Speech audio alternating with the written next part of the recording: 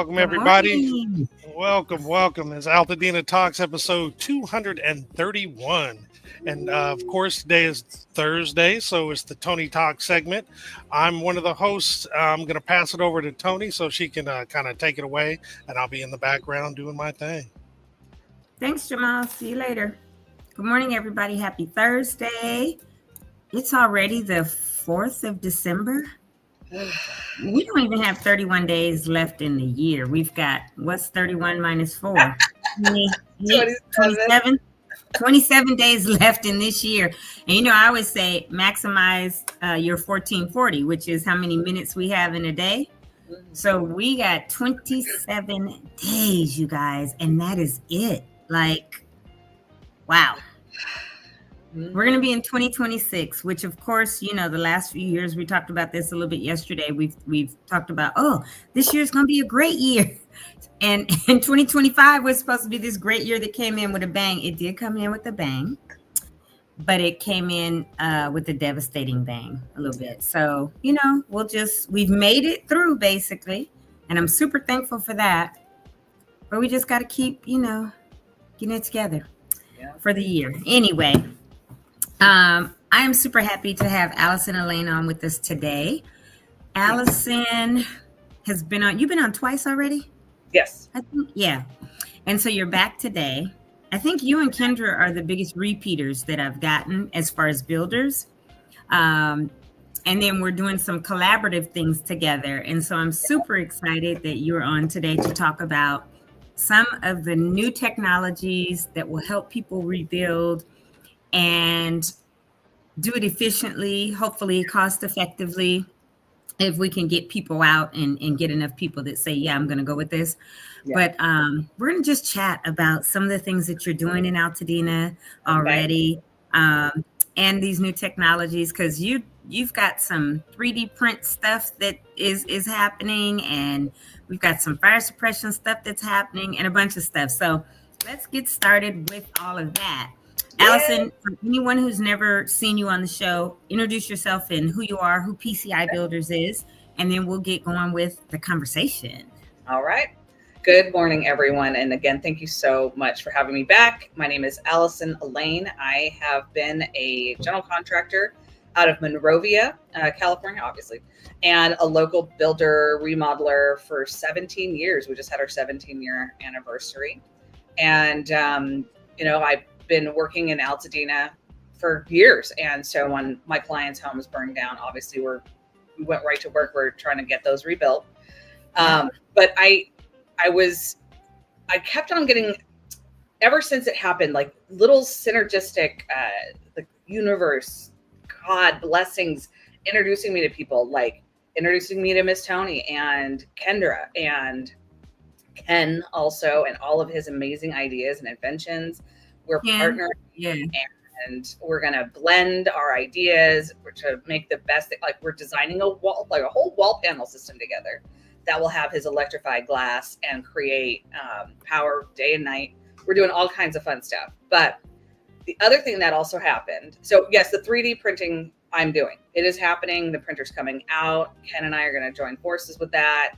And these homes look just like a stucco home when they're done. So they don't look like that weird Flintstone Michelin Man look, and it's incredibly accurate. And some of them do, unless you do that extra step that you and I have talked about that you've shown me. Like, no, we actually have to square it off, and they go with the trowel and square it because the printer is going to print the curves and all of that. But you have this other part, which is great, because even when you first showed me, I was like, I want a square house, because that's what we're used to, right?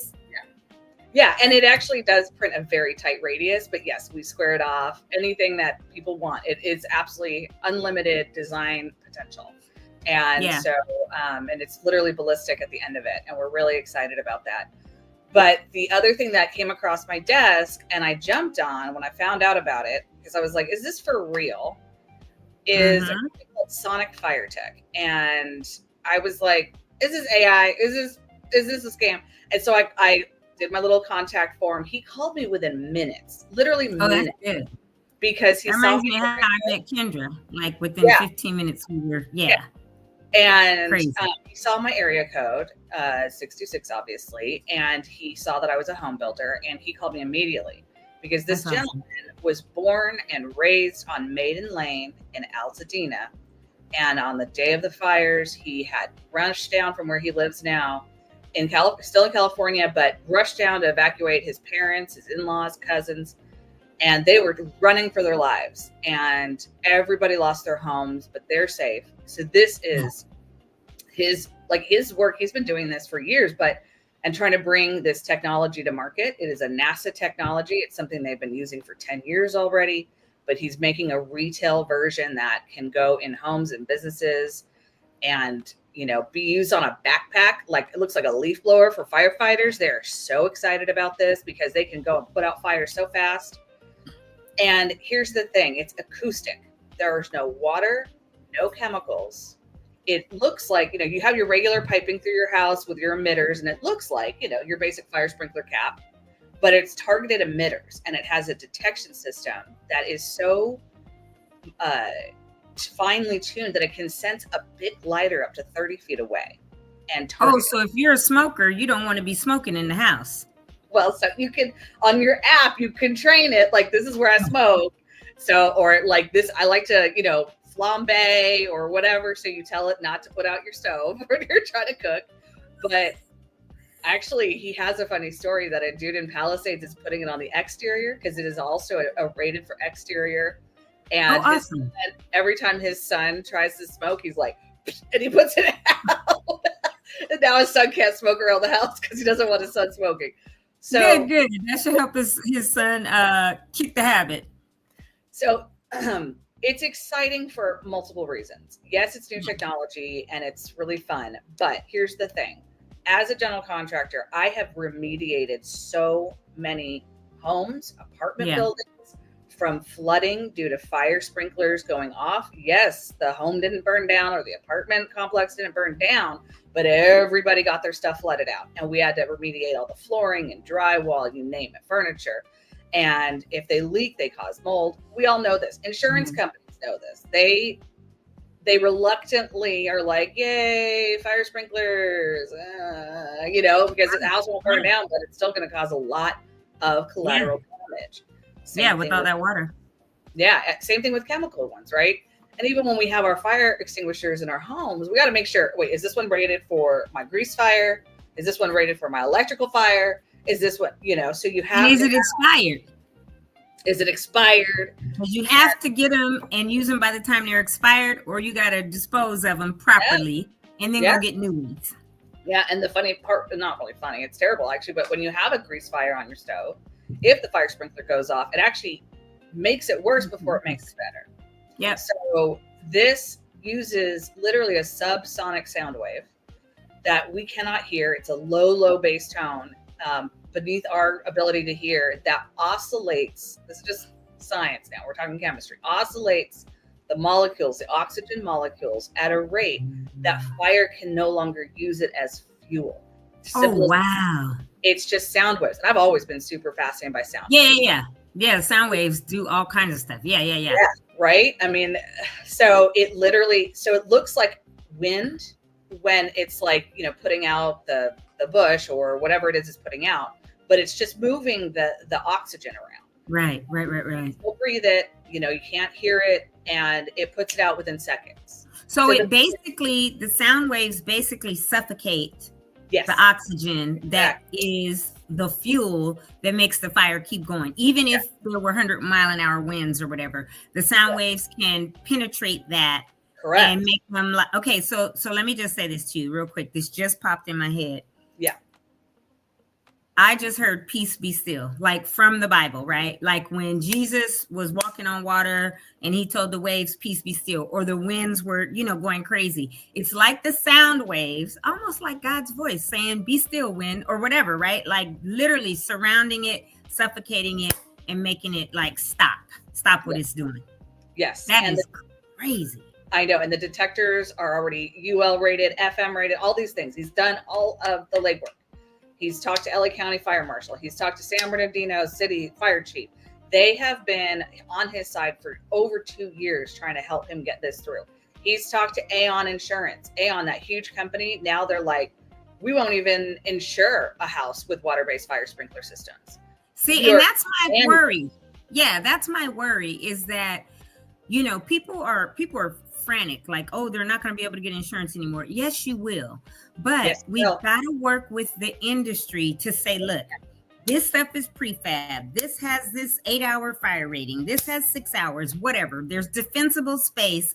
And this house is not going to burn down like it was before. So even though CAL FIRE has said, oh, this is an extreme fire risk area, we can mitigate that and get it back down to it's a fire risk, not extreme fire risk, and get our insurance costs back down if we have the right stuff. And I've been saying from day one, I don't think everybody should be forced to have these fire sprinklers because they're water. And if a fire, we're talking about closed off eaves and everything now.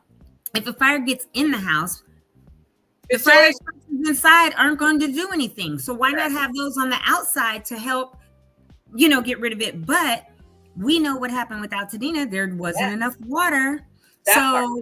If we can do another technology that works, like these sound waves.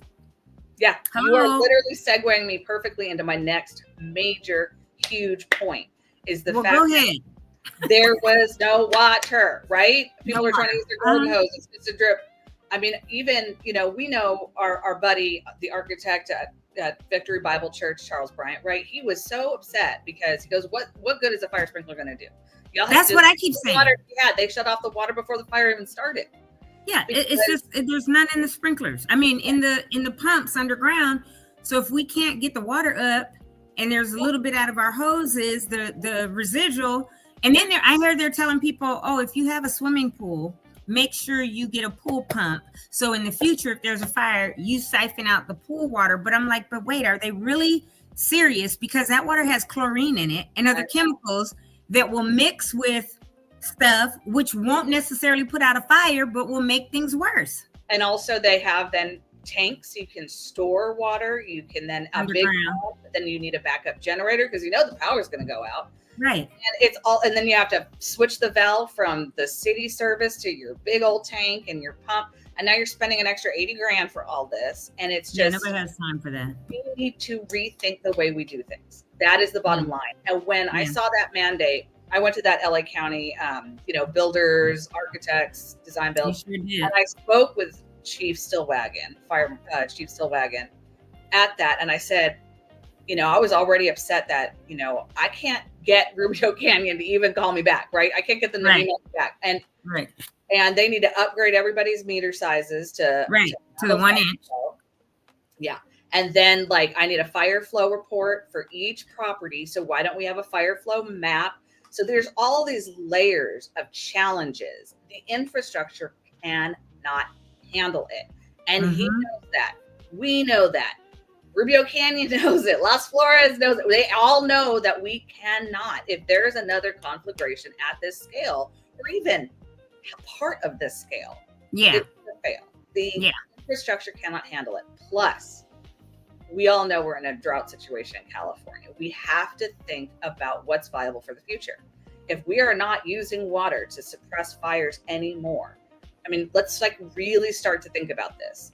Yeah. Because this system, it can have one driver and emitters and detectors inside, and then you can add more piping. It's like just 3-inch to 4-inch rigid pipe, any pipe. You can use PVC. If you want it exposed, you can use copper if you've got, you know, the money to do so.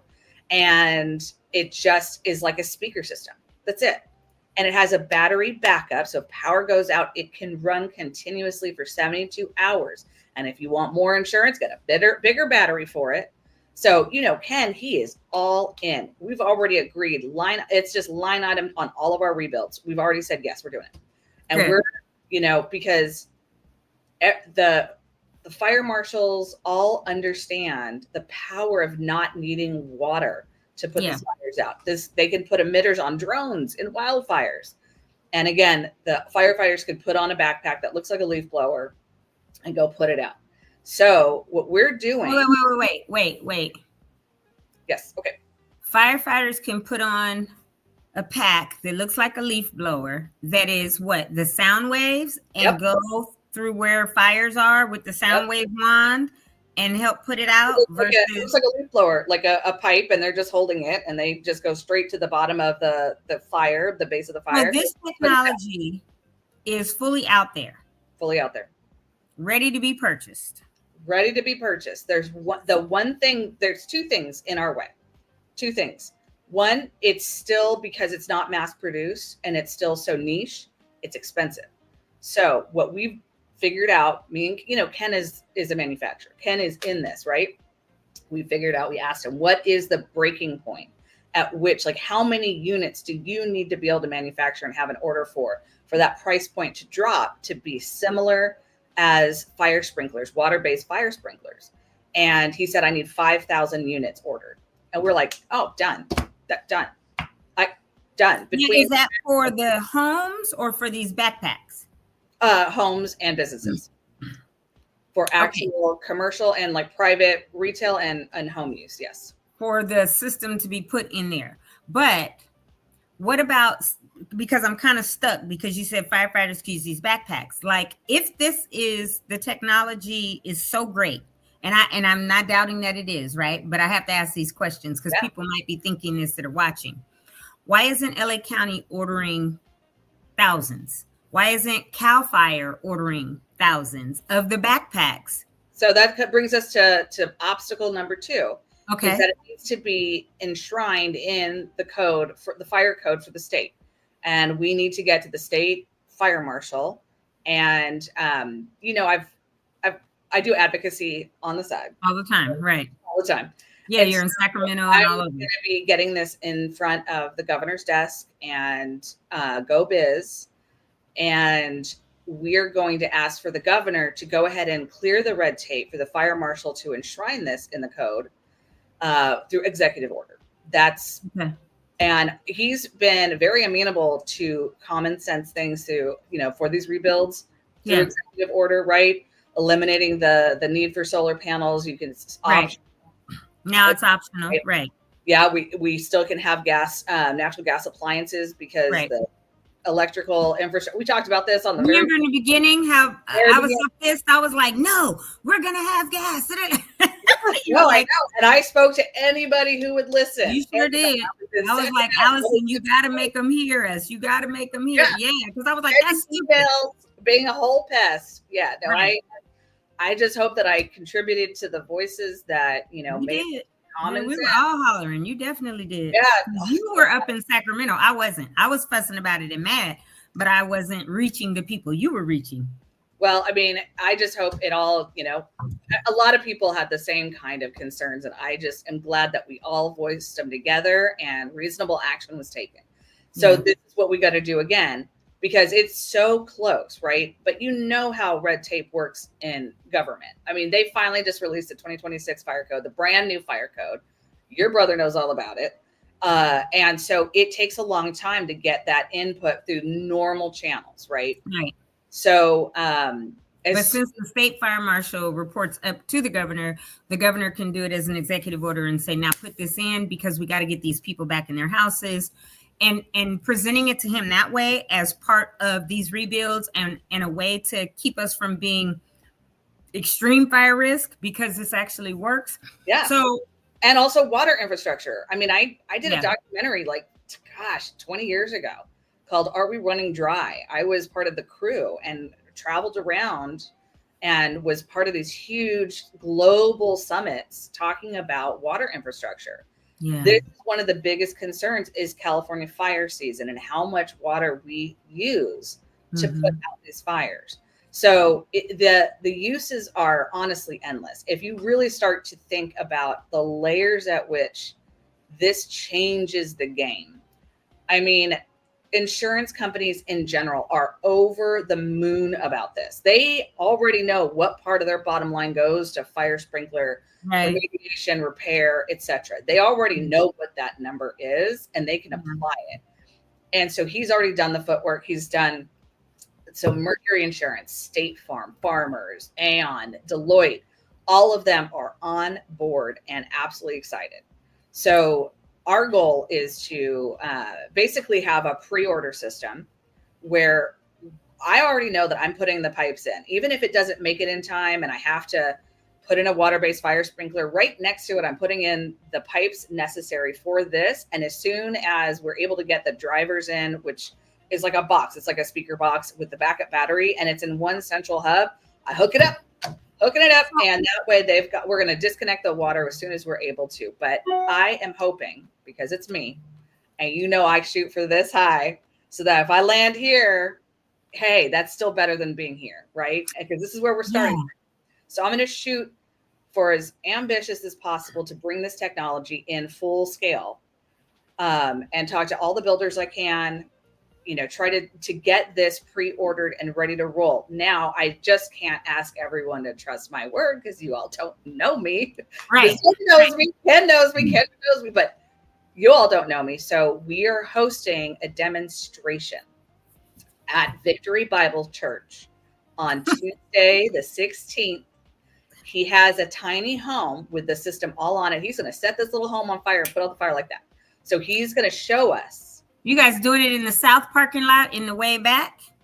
I don't know yet. I mean, I figured because probably. But basically, whatever Pastor Angel tells me and facilities tell me. Right. I'm going to do. So I'm going to do an Eventbrite invitation. I'm inviting my fire sprinkler subcontractors because I want them to join me on this, because I don't want them to lose their business. I want them to shift and pivot to the new technology, because the installation is very similar. We just don't need to hook up to the water system. Okay. So wait, right there.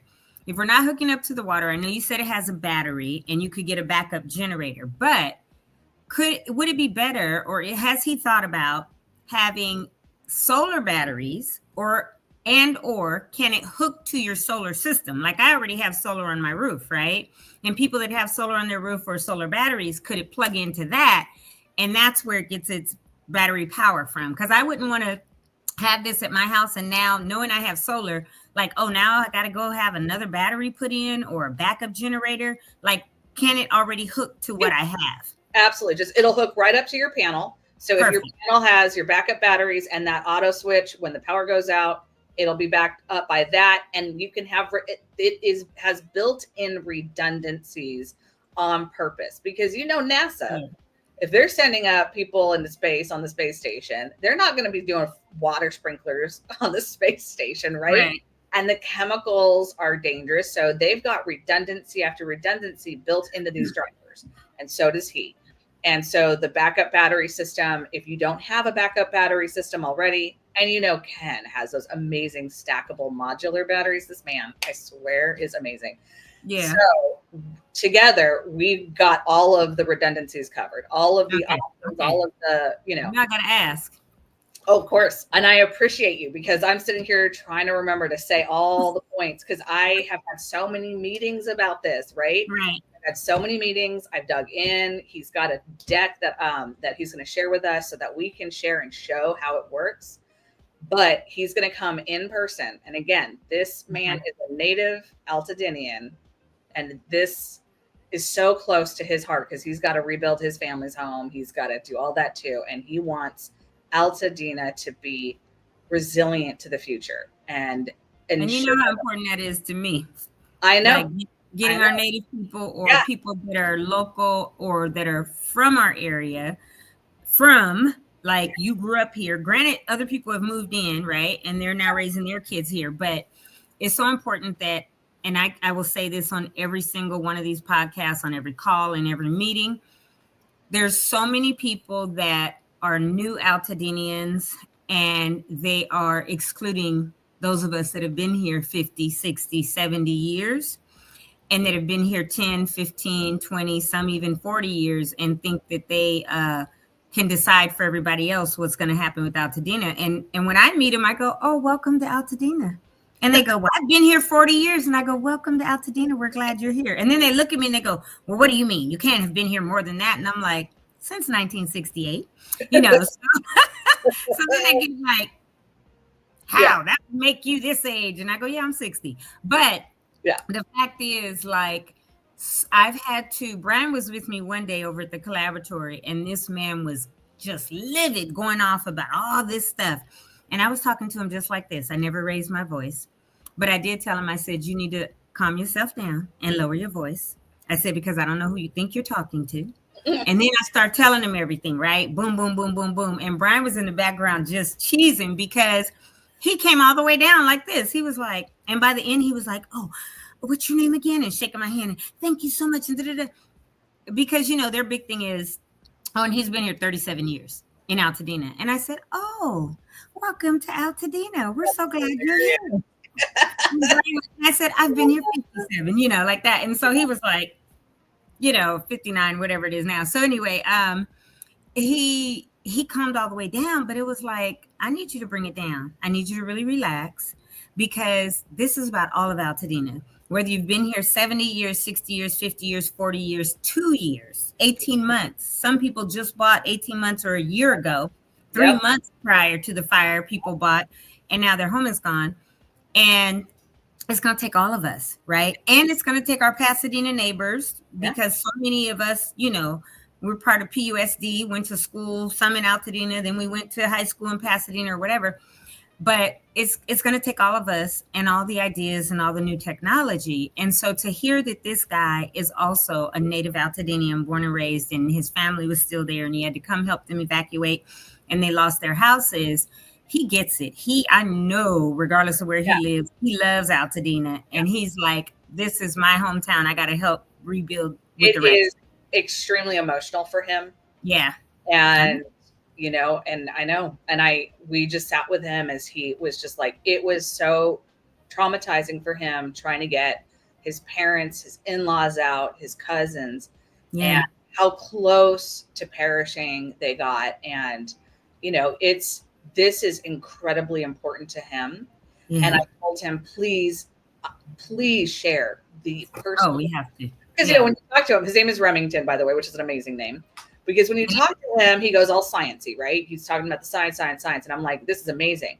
But Remington, you need to share how personal this is to you. Because, oh, totally. Oh my gosh. Because this is where his heart is. And that's why he called me so fast. He was like, oh my gosh. Because, he's got people clamoring at his door. Yeah. He's working so hard to rush this and get it. But he's like, please help me bring this to Altadena. This is where my heart is. Yeah. I invite everybody to come meet him. So this is Tuesday at GBC. At what time? I have not gotten a full confirmation from Pastor Angel, but we're looking at either 11 a.m. or noon. So it's midday. So if you've got a lunch break, you can run over and you're close by. But email us, because we're going to do an Eventbrite with all the information, where to park, all that stuff. You can email us at info at PCI, Peter Charles, what is I? You're in the military. India. Okay. So .builders. Please do not add a .com. It goes to some guy in Wisconsin, and I know he's sick of getting my emails. So no .com, just info at PCI.builders. Ask just on the top for your subject line, just say demo. And we'll know that you're trying to sign up. Only, I'm not going to be spamming anybody, only signing up to get an invitation through Eventbrite to come to the demonstration. That will also help us control parking and crowds, and because I have no idea how many people are actually going to show up. So I know Victory Bible Church has an amazing, thank you so much, has an amazing big parking lot. So it's going to be great. But again, email us, just say demo in the subject line. That way we know we won't spam you. I absolutely promise. And we'll just make sure you get on the mailing list, and we'll put together, and we're also going to do a live stream. And I haven't talked to you about this yet, Toni or Jamal, but I invite you all to please come. And if you handle the live stream, fantastic, because you've got the infrastructure. We will. Yeah. No, I mean, that's something we could do. I know Brian will set up, however, we'll have to get there probably early. We might even do our 10 a.m. show from there next Tuesday. And I'll talk to Pastor Angel about that. I'll call her today or whatever. But because we can keep it live, I don't know if Jamal will be able to make it or not based on his obligations. But we'll go around with our little lavalier mics and talk to people and, do whatever. I'll talk to Brian about that today after the show. But next Tuesday. So And I do apologize that I don't have a time yet. This literally came to be yesterday. I have less than 24 hours to put this together. I was instantly like, Pastor Angel. I know you were texting me yesterday too about it, and I was like, okay, yeah, let's do it. Yeah. So it is fresh off the presses. Literally, it's been less than 24 hours that we've started planning this. But we need to get these orders in. And just as an FYI, between Ken and me and the other developers I know we're going to hit this number, but I want to invite as many people in Altadena to get these orders in, tell their builders about it, invite your builders to the demonstration or watch the live stream, because we need this. I promise the insurance cost will drop dramatically. Right. As I'm also in affordable housing. I'm working with a nonprofit developing affordable housing. Right. And one of the hugest issues around trying to meet that affordability threshold, I'm sure some of you have heard of that PITI, principal, interest, taxes, insurance. That is your full housing cost per month, right? Yeah. That insurance cost has been rising. And now we cannot, it is so hard, almost impossible to provide a nice single family home in that affordability threshold without serious subsidies. And part of that reason is because that insurance cost. And so if we can cut it into a fraction of what it would normally be, we are on our way. So I've got developers that are like, tell me all about it. And we're going to do another demonstration in San Bernardino, which is where I'm working on these developments for those developers as well. So it's going to be, this is game changing in so many ways, but especially on the affordability front. So you mentioned LA County Fire is on board, but I wonder, have you taken this to the supervisors or invited them? And the reason I ask that is because we're in the process of rebuilding our parks, right? We've already got Loma Alta Park rebuilt, but we've got to rebuild the whole Davies building at Farnsworth because it's historical. It has to have a certain amount of, the rocks on it still. And then there were other buildings that were lost, the bathrooms, all that stuff. And then Charles White Park. So is this something, hopefully, that you're going to get the county to also sign off on, meaning the supervisors, so that as those rebuilds happen, because the county owns the parks, they're the ones that are saying to their contractors, here, you're going to rebuild this, right?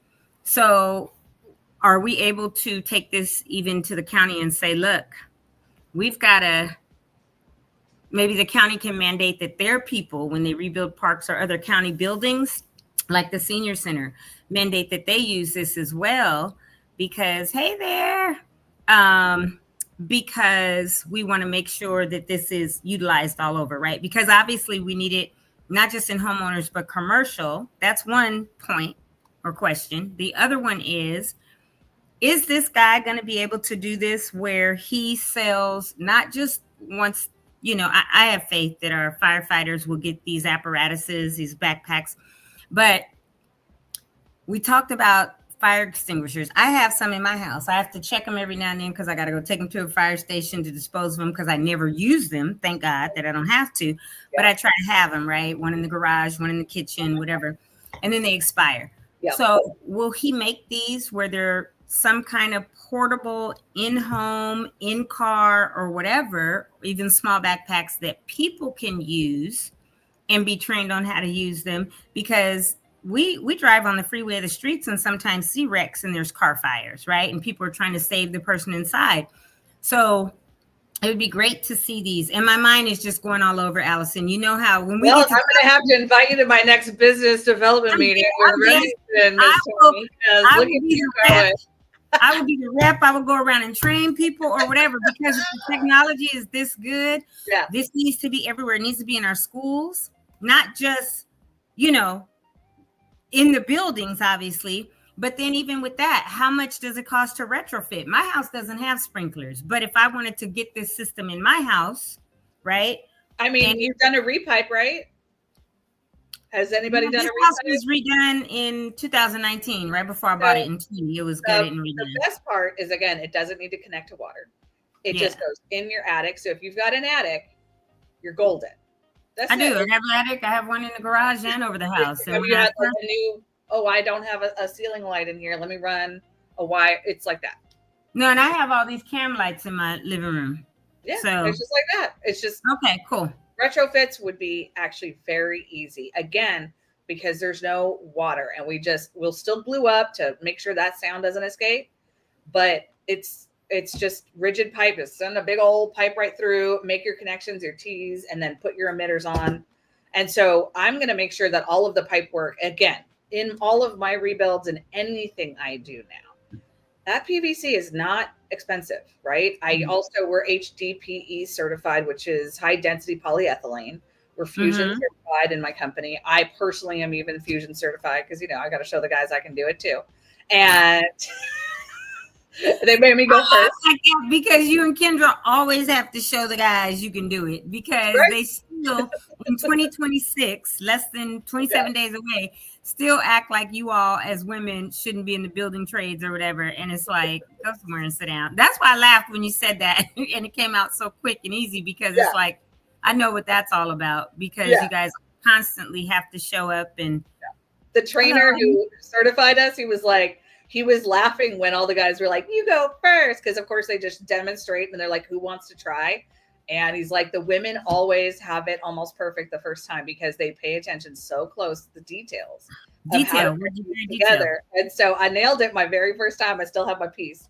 And anyway, that's another conversation for another time. But yes, so the piping itself is not expensive. And then because I am going to be wrapping all the soffits on all my rebuilds as well, I'll be hiding the pipe all along the exterior soffits. Because honestly, on a full rebuild, the line item to glue up PVC or, fuse some HDPE is so minimal. We're just talking hundreds. Okay, good. Right? And the whole, it's the device, the emitters and the detectors that are the bulk of the costs that actually create this and sense. And then there's an app. Did I say that already? There's an app on the phone. And I asked him about the liability around it. Like if it doesn't work or if it fails, he goes, first of all, it's designed to run for 15 years nonstop. That again, we talk about the NASA style redundancies. So it is designed to run forever, basically. And they actually have a way to test your system remotely. And they do it once a year to make sure your system is good.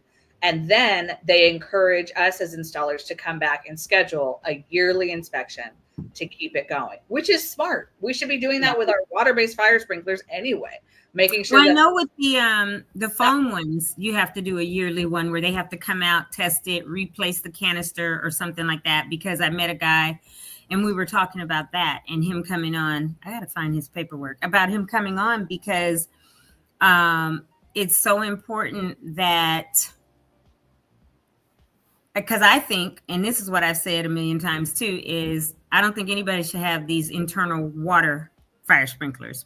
I would prefer, and I was in the Air Force and stationed in Japan, and they have the things on the outside, on the roof, that are water that come on in their sprinklers or the foam. And those to me make more sense to attack a fire, right? Where the foam goes all over the entire house, and as soon as water hits it, boom, it hardens and it makes it safe type thing. But the guy was saying that they have to come out and inspect it once a year. And then when you, if your fire sprinkler does go off, the foam goes off, then they have to come out and replace a new canister and all this. But it is a yearly thing. So it just makes sense that there should be a annual inspection. Yeah. And then are there any drawbacks, Allison, like the sound waves interfere with your Wi-Fi, or if somebody's playing music real loud, right? And then something happens, the sound waves are messed up, right? Because the music is interfering, because that's also sound. I just thought about that kind of stuff. Do you know if he talked about anything like that potentially? Well, because, the sound waves of what we can hear, I am digging deep into my science classes, digging deep. But, the sound waves are in this range of what we can hear. And these sound waves are way down deep underneath that we cannot hear. And so that should not interfere in any way, because those highs and lows don't even get near each other. So except me. I apparently hear like a dog. Every time I go for my annual hearing test, I'm dead serious. They go, how do you look? My body's so crazy, Allison. I hear my blood Me too. passing through my jugular, and it's like I can't sleep because I'm just like listening to it all the time, and it's like yeah. And I've asked test, my mid range sucks, but I can hear super high and I can hear super low. So I'm actually really curious how subsonic this truly is. Yes. I feel like I'm able to hear it. Every year they go, how do you hear that? That's how dogs hear. And I'm like, but I hear it. I hear my blood going through and they're like, how do you hear? What does it sound? And I tell them and they're like, oh my God, like, who are you? You're sitting right here and you try to talk to me. I'm like, huh? Right. But my body's weird anyway. I'm the one that has woke up and set up and talked to surgeons during 2 surgeries. Like, hey. Yeah, and they're like, oh, I hear them talking. Yes. So I see a question in the comment section. The sound waves do not affect the human body. And again, when these come off and took out the fire, it takes like 10 seconds. And so it takes that base of the fire out immediately. The moment it senses anything over 150 degrees, it takes it out. So you might have to adjust your app, because if you like to burn candles, it might suck that thing right out. Just turn it off. Maybe I have candles on all day. You're going to sit underneath it for minutes or hours or anything like that, right? Because it's so quick, but you are able to breathe underneath it. You're able to, but nobody wants to be subjected to crazy subsonic waves forever. But again, like but you know what? We don't know what they have in the atmosphere every day. And like I used to be stationed up at Edwards, right, where the shuttle would land. And we always knew when it took off, and we always would wait for that boom, right? When it broke through the sonic barrier, and we were like, oh, okay, it's on its way down, although we already knew. But I grew up next to March Air Force Base. Those exactly. going up and down all the way down. I was always, that was the sound that I just grew up with. And we talk about, we see the chemtrails. You guys see me put my sweater back on. It's chilly in my house right now. On trails, my brother, ex-Air Force pilot, C-17 pilot, which is hello, right? And so like, contrails, chemtrails, right? That's condensation. I know, but so bad. The thing about it, like, we don't know what's happening with all that, and we don't know what kind of. Okay, we've heard about this thing that the military does, right? And how Israel has this dome over them, right? That's supposed to protect them. But we don't know what waves are being put into our atmosphere every day. And if you wear headpieces, if you walk around with this daggone thing, we got all kind of waves, radioactive and sound waves and stuff that are around us constantly anyway. And we may not be able to hear them because of the decibels, but we know that it's around us. So I feel like this. Because, when the COVID vaccine came out, people were like, don't take that. I said, let me tell you something. I'm a veteran. I don't know what's been put in my body, but when you go to boot camp, you walk like this and they have these guns and you walk the gauntlet and they shoot each arms. I said, I don't know what they put in me, and have for many years. So if I'm still alive, I will probably be after the COVID vaccine, right? That was my thinking, not everybody else, because everybody's going to do what they have to do for them. Yeah. But we really don't know. We don't know. We're learning about stuff that's in our foods that's processed. And like I said, radioactive waves or whatever through our TVs, through our cell phones. I have solar panels on my roof because I want to save on my energy, but what's in them when they're built, right? And so hopefully, this technology won't do any damage to our bodies. That's, it's not on all the time, right? It's just if there's a fire, right? How often do your fire sprinklers go off, and are you going to stand underneath them? No, you're going to skedaddle, right? Because fire sprinklers aren't intended necessarily to save the building so much as to give you time to get out. Yeah. That's also what smoke detectors are for, and carbon monoxide is to let you get out. But these will not only do that, but they will actually put the fire out. These are designed to actually fully save the structure. Before it even has a chance to spread, the fire's out. That is and it's just on for seconds. So, and on the exterior emitters as well, you're going to evacuate. You're going to get out. If there's a wildfire coming your way, right, you're still going to want to get out. And then you literally it'll sit there and be on for the entire time that the wildfire's on. That's the only time it'll be continuous, because if we have another type of conflagration of this size, all those emitters for 30 foot perimeter around the entire structure will be going, and putting out any fire that gets within 30 feet of the structure.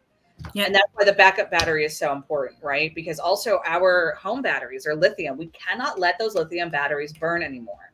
Those are not, that was part of this extreme heavy metal and, chemical issue of the cleanup. And so anyway, again. So yeah, Classic Cash said, thank you for that simple explanation. I think I've asked a lot of little questions of the what if, just because, or what about this, what about that? Because, my brain just goes, right? Yeah, and it's great because if I'm going to ask him other questions as well, like your music question, I just explain my understanding of how sound waves work. But this is a time for us to ask him directly to his face. And he's done all the research and he's got all the scientific explanations of how it works, etc. Because same thing with NASA, right? If they're on the space station, they're constantly radioing back and forth. There's constant communication. It works there somehow. So I wonder. Okay, so I know you said it'll be next Tuesday, sometime mid-morning, midday, something. For like 7 a.m. Yeah, when Angel lets you know. So my thing is, as soon as I know you said you're going to set up an Eventbrite, text it to me or whatever, and then on the show tomorrow is Friday, and then Monday we can tell people, hey, here's where you need to sign up. I may or may not, Allison, but I'm going to be there. So if I don't sign up, don't trip. Because I get busy, and I'll be like, I forgot. But I'm going to show up. You may not even text me back, but I know you know. Right. Look, last week. Okay, so 2 weeks ago when you were doing all that texting with me, I was getting ready for our event, the day of thanks. And you texted me 2 or 3 times, and I said, I know Allison going to kill me because I'm so busy. I can't even text her back right now. And then you sent an email. Like, Toni, you not love me anymore? That's where I go. I'm not mad about it. You better pick up that phone and call me. I will answer the phone. I see texts come in, and I'm the worst with texting because I don't like texting. I'm more old school where I think I should talk to somebody, right? Yeah. And I know people hate to see me calling because I'm not going to text you. I'm going to call you. And you text me sometimes like call you back or you'll text me what you want to talk about. So now my thing is I will text, but I voice text. So I'm going to record it, send it. Wait for you to text me back. I'm going to record it and send it. Yes, I know. I like talking, obviously, right? Yeah. But people text me and I see the text come in and it takes me the longest because I'm like, I have to literally type something. I'm sitting in front of 2 laptops and all these screens every day. Oh, I have to voice dictate too. I'm not trying to.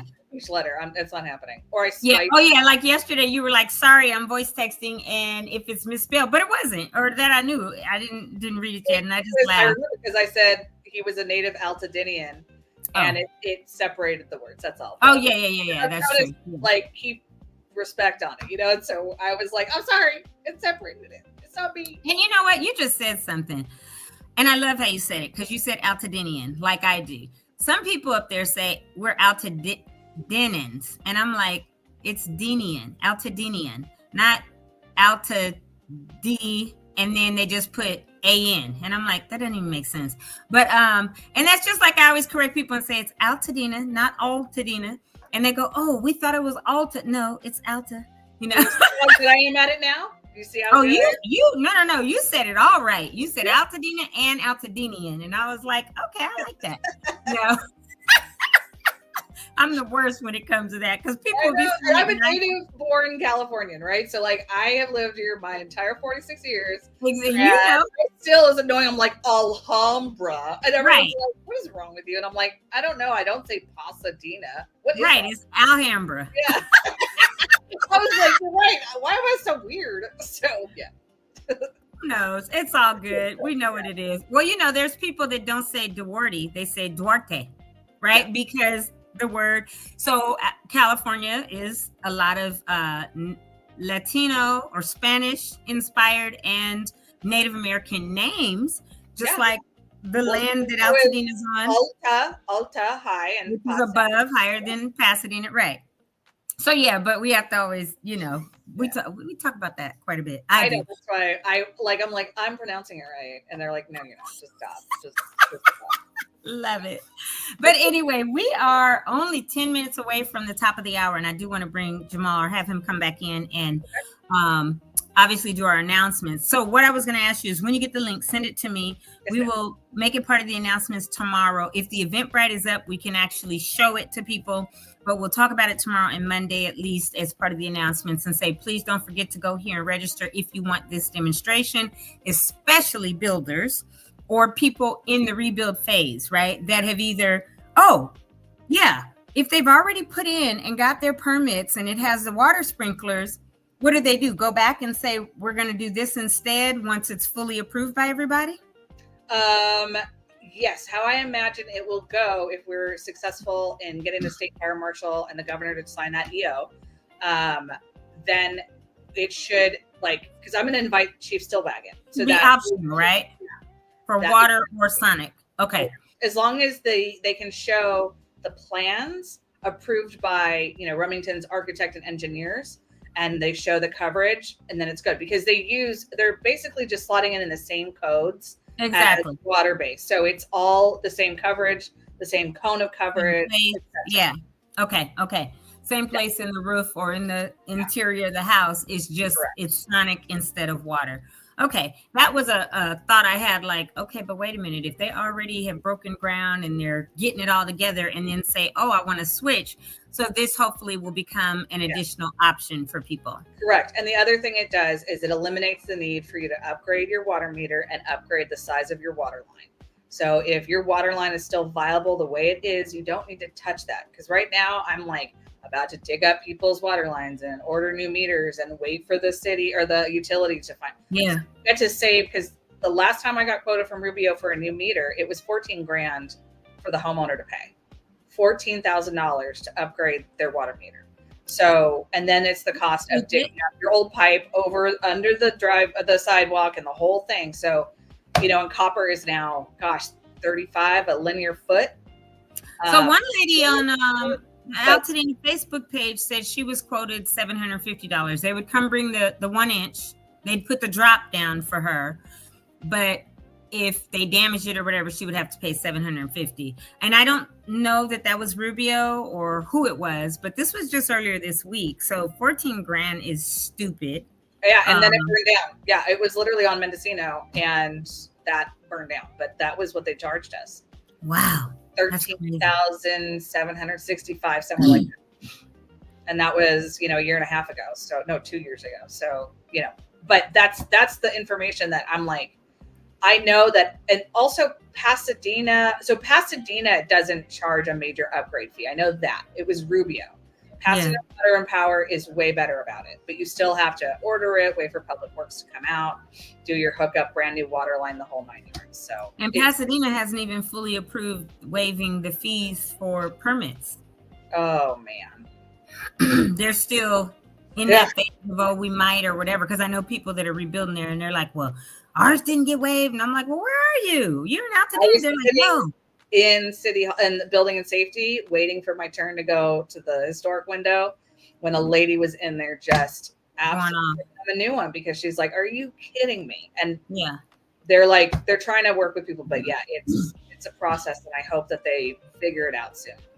Well, and that's another reason that I keep telling these people that keep saying they want to make Altadena a city. I'm like, no, you don't, because we have less red tape, and if we become a city, then we're double taxed by the county. We're already county everything, but then we become a city, have to have city tax, how we have to have the exploratory committee, how we have to ask the county, can we seed from them? And they're going to say no, because it's been tried several times before. Yeah. And then they got to say, we'll give you this many billion for your city. We got to have our own fire department. We got to have our own municipalities, all this stuff. And people, and then one guy that I told you at the collaboratory was like, no, we don't. I said, yes, you do. I said, and if you don't have your own, then you use the county fire and sheriff, who you just finished complaining failed us and you don't want anymore.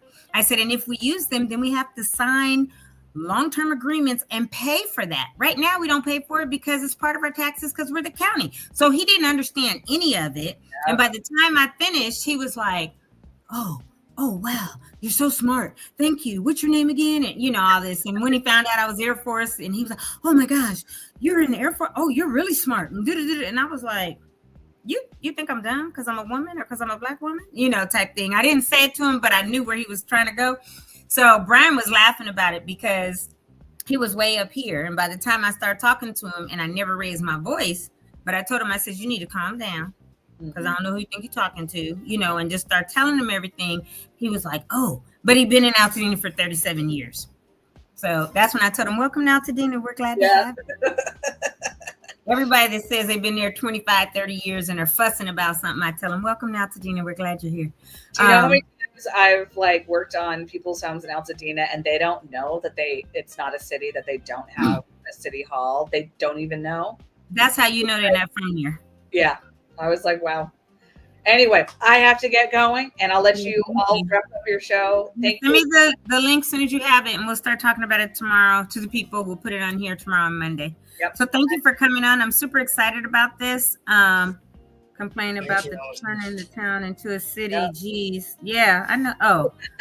I appreciate you both. Thank you so much. I hope to see you very soon. No, wait. Did you have a comment, Jamal, or a question for her? No, I was just thanking Allison for coming on. She has such wonderful information. I'm glad she shares it with us. Crazy knowledge, right? Every time. Mm-hmm. Mm-hmm. All right, Allie, I will talk to you later. Bye, everybody. Okay, have a good one. See you next time. We've been here 37 years and still complaining about turning the town to a city. Geez, just live your life. That was my comment. I see. Yeah, because I was telling her before you came on. Hi, Brian. Welcome to the show. We're glad you're here. Hello. I was telling him about the guy at the collaboratory that day who was. No, that's what I was commenting about. I'm like, you've been here 37 years. You just now complaining. Right. Like, go sit down somewhere. But but yeah. I love when Allison comes on because when I tell you she's not just a builder, and you guys know this, she has such a wealth of knowledge. And with her auburn hair. With her auburn. Shush. Has such a wealth of knowledge, goes up to the legislator and different, like she's so engaged to make sure that things are right. And especially for Altadena, we just love her. So I'm super excited. I can't wait until. So Brian, before you came on, I don't know if you were watching it earlier, I kind of volunteered us for Tuesday to do our show and go live streaming at the event. It's going to be, this guy is going to bring it. I'm not worried about his face because I'd call him and tell him later. He just did that because we're on here now. I'm waiting for you to finish telling me what. Right, I know. But the way he went from this to. And that's when Jamal started laughing. Because you didn't exactly volunteer me or us. You voluntold us. Right. But when you were on, I volunteered. Now I'm telling you. Then, because I said I'll be there. I said, and most likely Brian will. Don't know about Jamal's schedule, but she invited us to do the live stream for this event next Tuesday. It's either going to be 11 or 12-ish at Victory. In one of the parking lots, and this guy has a mini house, the one that does this sound technology. Instead of wet fire sprinklers, it's the sound waves. They're going to set this house on fire there, and he's going to use the backpack because they have them as backpacks as well, and it's like a wand, and the sound waves put it out. And can somebody please notify everyone on Nextdoor that the fire that is going to get started that day is controlled? Oh, they'll do all of that. Well, we were gonna. There's a fire over at Victory Bible Church. It's a Victory. Trust me. No, trust me. Well, before it happens, my church will have it covered, and all the neighbors will know. The Pasadena Fire Department will be there. Everybody. But she invited us to do the live stream. They said we want to do a live stream. She said, so if you guys want to do it, and I was like, oh yeah, because I'll be there. I said, and I know Brian will probably come, and we'll set up something. So now I'm volunteering. So Jamal, what we'll do that day is you'll run the show. We'll both be over there, and at that time, I guess you can do announcements or whatever. At that time, we'll bring up one of the cameras on the selfie stick and just have it sitting there so that it's not moving around and it can capture the whole thing. So I'm going to call Pastor the easiest way to do it. That works. I'll call Pastor and Jill in a minute and see if we could do it earlier, like 10:30, because they said it may be 11 or 12. So I don't know if they can't, if we'll just come on or shift the shift the Tony Talk segment into that time instead next Tuesday instead of 10. Maybe do it at 11 or whatever. We can discuss all that later. But Jamal, take it away with our announcements there, bud. Thank you, Toni. How kind of you. Buddy boy. So I'm actually only going to start with the actual events locally. I'm not going to do all the county stuff right now. So My Tribe Rise has an Adopt a Survivor program where they're having a matching fund drive. The funding will provide bridge funding for rent or mortgage coverage for up to 50 families. These families can remain stably housed, preserving progress and recovery, employment, school continuity, emotional stability, and most importantly, prevent displacement from Altadena. So if you're interested in participating, please scan the QR code.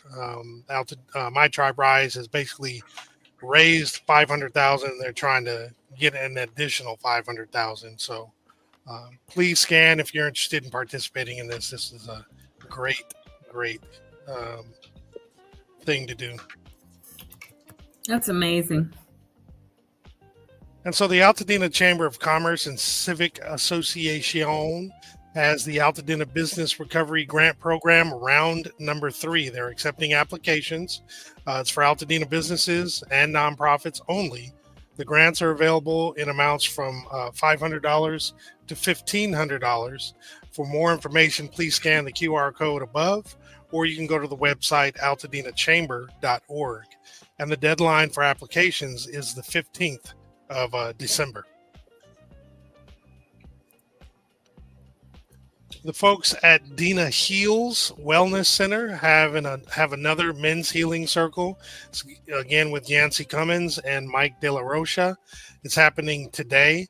It's from 6 p.m. to 8 p.m. at the Paseo Outdoor Mall, 300 East Colorado Boulevard, Suite 151 in Pasadena.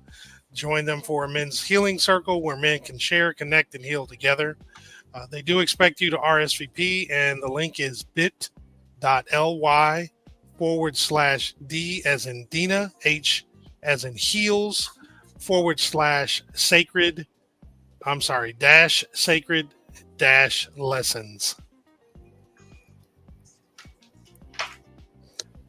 And then the folks at Neighborhood Savants are actually having a mattress giveaway. They're pleased to offer brand new mattresses for fire survivors. They're first come, first serve, and can be requested using the QR code below. Please scan the QR code so that you can be part of this giveaway, which is taking place on the 5th, which is tomorrow, on Friday, from 10 a.m. to 3 p.m. And you won't know the location until after you scan the QR code and register. You can also get additional information by going to neighborhoodservants.com. And then Soul to Soul Solutions, in conjunction with Jazzy Jams for Empowerment, is having their first Friday event happening tomorrow, December 5th, from 6 p.m. to 10 p.m. It's at the Water Cooler Room, which is at Paseo, Colorado. Again, 300 East Colorado Boulevard, Suite 150 in Pasadena. They're asking that you join them for an intimate evening filled with good vibes, connection, and touch of therapeutic and social emotional harmony at the Water Cooler Room at Paseo. There'll be live music, laugh out loud games, effortless networking, and plenty of food, fun, and unforgettable energy. Now, space is limited, and tickets are $20, so you do have to RSVP at info@jazzyjamforempowerment.org. That's funny that you say Soul to Soul and Jazzy Jam, because Jazzy J was the producer for Soul to Soul. Of Soul to Soul. I wonder if they did that on purpose. I know, that's crazy. Right. That's a good point, man. I like that. What do we have here next? So Pasadena Mayor Gordo is kicking off the holiday season with the annual Mayor's tree lighting ceremony. It also is taking place tomorrow, December 5th. It'll be from 5 to 7 p.m. at the Pasadena City Hall at 100 North Garfield Avenue. If you'd like additional information, you can reach out to 626-744-7500. Every time I hear Mayor Gordo's name, I think of Tekken and Eddie Gordo. Eddie Gordo wins. I know somebody who uses that as an alias. I think you know him too. All right. So, moving right along. Christmas Tree Lane is going to have its 105th annual lighting ceremony taking place on Saturday. This ceremony begins at 6 p.m. It'll be on the main stage, which is located on Santa Rosa Avenue between Woodbury Avenue and Altadena Drive. If you haven't taken part in this before, like me, perhaps you'll actually go there this time and participate. It has extra special meaning this year. That's for sure. And then we have the Eaton Wildfire Town Hall meeting with Edison and community leaders. The purpose is to understand the Wildfire Recovery Compensation Program. It's taking place Saturday, December 6th. It'll be from 10 a.m. to 12 p.m. at First AME Church in Pasadena. That is actually located at 1700 North Raymond Avenue. It's going to be hosted by the Black Clergy and First AME Church, Pasadena, and it is presented by the Community Women Vital Voices. They want you to join. It's going to feature the president and CEO of Edison and International. Of CEO of Edison International, plus the chief customer officer of Southern California Edison, along with community leaders and residents. We can actually ask tons of questions and hopefully get some good answers to those questions. So definitely turn out for that so you can actually get a lot of the details. And then the Eden Fire Collaboratory is actually having a Christmas tree giveaway. It is for Altadena residents. It'll be Sunday, December 7th from 2 p.m. to 5 p.m. The location is 540 West Woodbury Road in Altadena. It is a drive-through pickup style event, and there are limited number of trees. So please scan the QR code so you can actually register and get in line and be able to get a tree. Hopefully they still have some available. And then this is something that Toni had mentioned yesterday, the Altadena, or the day before, Steadfast virtual community workshop is taking place next Wednesday, December 10th. It'll be at 6 p.m. and go until 8 p.m. It's basically want to hear from as many Altadena residents as possible, or Altadenians. The virtual session is designed to explore parks and open spaces and community gathering and placemaking. Want to hear everybody's ideas and thoughts. In order to RSVP, you would go to info@altadenastedfast@gmail.com, or you can go to their website, which is steadfastla.com/Altadena Steadfast Urban Designing or Urban Design. It's actually, again, a great event for you to get your voice heard about what you would like to have done for the local parks. And day one is actually having their 17th annual Cherishing Children event, where it's creating a special holiday for everyone. It's going to take place next Friday, December 12th from 5 to 9 p.m. It'll be at 175 North Euclid Avenue in Pasadena. Please scan the QR code in order to register for this event. A couple more. So the Altadena Town Council is actually having a holiday celebration. It'll be December 16th from 5 to 9. As I indicated before, I'm showing this now because it's limited space and RSVPs are required by the 12th of December by scanning the QR code. There'll be a Rose Bowl Stadium tour from 5 to 7. Then the Town Council meeting will be at 7 o'clock, and they will actually have holiday bites and beverages. And then we also have the Holiday in the Park, where there will be arts and crafts, shows, and treats. This is taking place next Saturday, December 13th at Loma Alta Park. It'll be from 1 p.m. to 5 p.m. The location of Loma Alta Park is 3330 North Lincoln Avenue in Altadena. Saying bundle up, we're bringing snow to the park. Join LA County Parks for the holidays and experience festive cultural traditions celebrated within our diverse communities. It'll be a really good event. Please come check that out. Bring the family and friends. and it'll be fun. And then Altadena Libraries is providing their, the 2025 Second Saturday Concert Series, where this particular series is going to feature Rhythms of the Village. This is taking place Saturday the 13th from 6:30 p.m. to 8:30 p.m. at the main library main floor at 600 East Mariposa Street. Because it's an indoor event, it's going to be kind of limited space, so please scan the QR code to register. There's going to be food and drink available for purchase. And then lastly, we have the Christmas Experience. Now, there are concerts, and then there's the Christmas Experience. It's a 20-plus year tradition of hope, harmony, and holiday joy. It's taking place December 13th at 6 p.m. at Paznaz at 3700 East Sierra Madre Boulevard in Pasadena. And I apologize, I did not add that link to cover up the link that's there. So let me actually add that, and I'll change it. But Toni, do you want to go ahead and share a little bit more again about some of the tickets available? The only thing I would say is for the link that's going to be up on the screen, there are tickets available for the Eaton Fire survivors. There's a few hundred tickets available for free. So as we put that link up that says the Christmas Experience, altadenatalks.org/VBC Ticks, please go there and share it if you are an Altadena a Eaton Fire survivor, and you will get to come to this amazing concert at no cost to you, because there will be a section for you all to be loved on, poured into at this event. So please, please, please go there and sign up and go out on the 13th and enjoy yourself.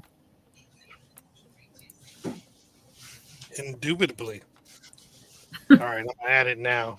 Now, the rest of the money that people are paying for tickets, half of that is going directly to the Legacy Land Project or to the Eaton Fire survivors. I think through the Legacy Land Project. Don't quote me on that because I could be wrong. But it is going to go to people. And then the other half is going to, I forgot. So go ahead. I'm not going to worry about it because I forgot. And I don't want to misquote and say something that's wrong. So. No, I wasn't saying that other than quoting a rap line, and it probably wasn't appropriate.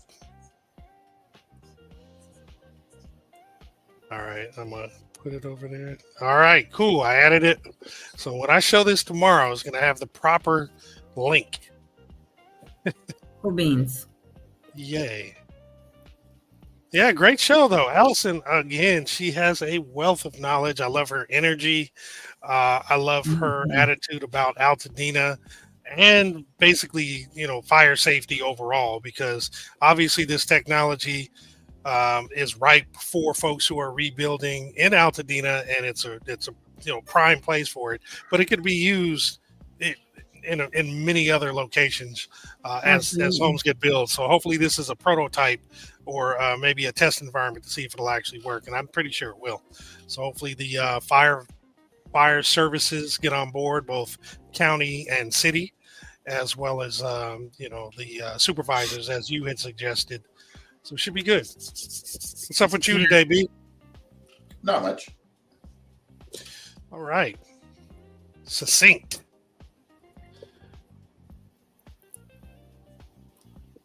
All righty then. Again, we have good job on the show today. You guys did wonderful. Oh yeah. Thank you. Toni be doing it.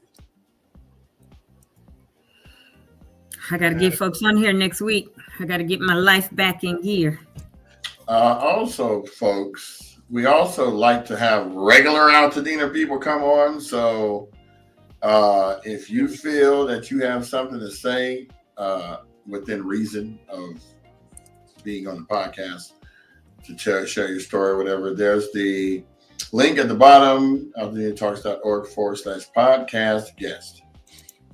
Fill that out. Somebody will get back to you and schedule you for an appearance. Yeah, hopefully somebody actually takes us up on this. We ask at least a couple times a week. We should do it every show, but we do it at least a few times a week because this podcast is for everyone in the community, all Altadenians. So we really would like to have you participate and have you join the show. Love to hear what you have to say and, just participate. It would be really, really cool. Don't be scared if you're nervous to be on. You're in the comfort of your own home. You just use your phone or your computer. It's real simple. You just have a conversation. And if you guys don't do it, I'm going to sign up, and then you're not going to want to hear me. So I can talk a long time about stuff. So please sign up so you can avoid listening to me. I think I'm going to ask Jarvis and Elaine if they could come on next week, maybe Tuesday, because they are already, I think, beginning their framing. I know their foundation was put down a couple of weeks ago.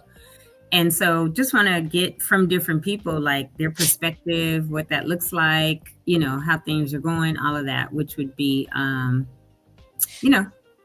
really, really neat to have updates, not just from our builders, but from people that are in the process of rebuilding.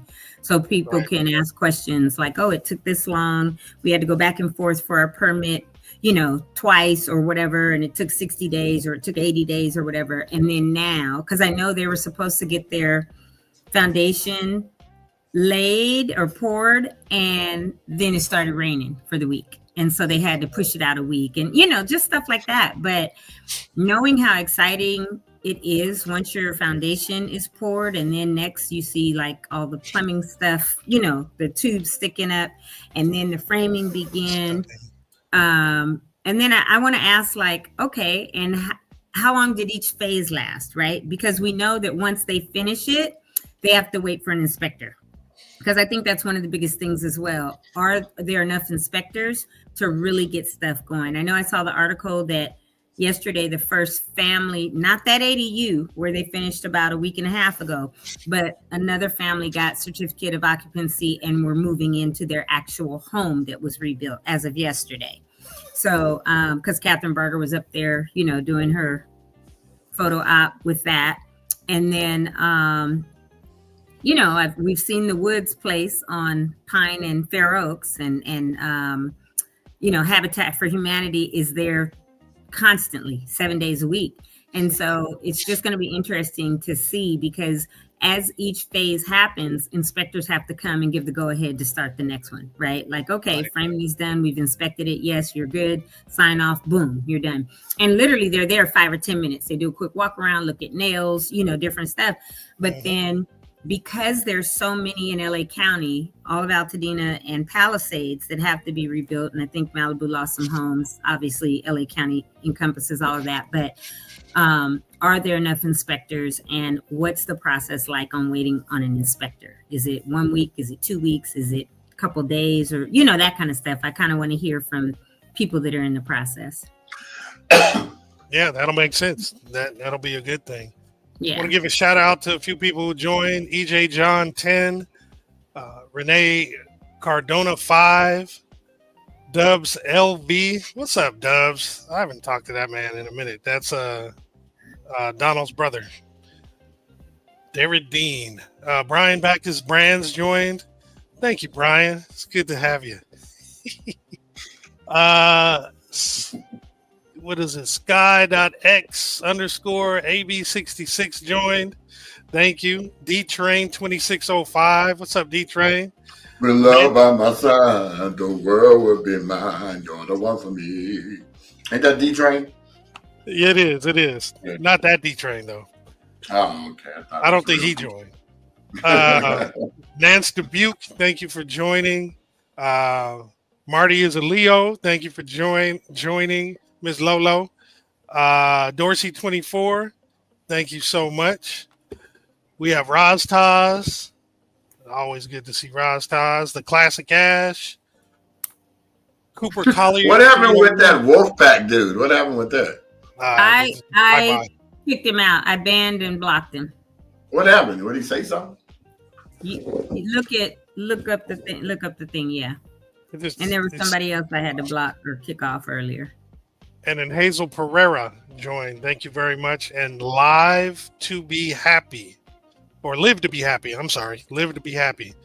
Thank you all for joining. Appreciate you joining the 231st episode of Altadena Talks.